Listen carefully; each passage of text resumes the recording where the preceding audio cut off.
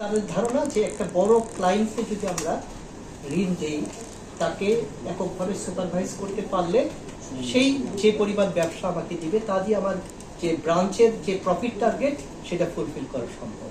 পরে সিএমএসএমই খাত বা এগ্রিকালচার ঋণ দিলে অসংখ্য কাস্টমারের পিছনে আমার সার্বক্ষণিক যোগাযোগ রাখতে হবে, যার ফলে আমার সুপারভিশন বা সুপারভাইজারি কস্ট অনেক বেড়ে যাবে।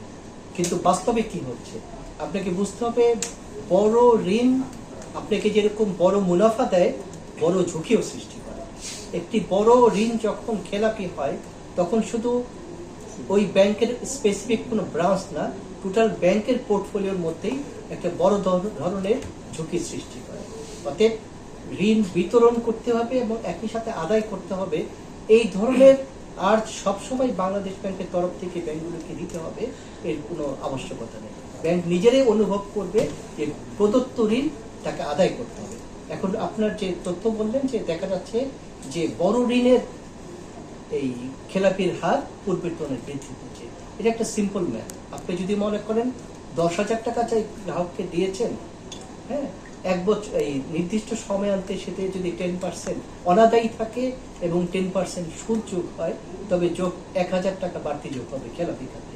কিন্তু 10 কোটি টাকা যাকে দেওয়া হয়েছে তার সাথে যখন 10% যোগ হবে এবং অনাদায়ী থাকবে সেটা যোগ হবে 1 কোটি টাকা। তার মানে একটি বড় ঋণ খেলাপি হলে এবং অনাদায়ী থাকলে তা ক্ষুদ্র আকারের যে ঋণগুলো সেগুলোর শত বা হাজারটা ঋণের খেলাপি ঋণের সমপরিমাণ ওয়েট ক্যারি করে।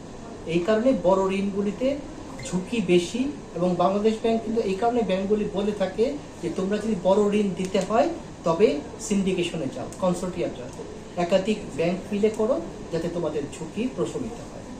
অনেক ক্ষেত্রে ব্যাংক ওভার কনফিডেন্ট থাকে, গ্রাহকের প্রতি আস্থা তাদের বেশি থাকে, কিন্তু বাস্তবে যখন সেই ঋণটা মুখ থুবড়ে পড়ে তখন কিন্তু ব্যাংককে সাফার করতে হয়।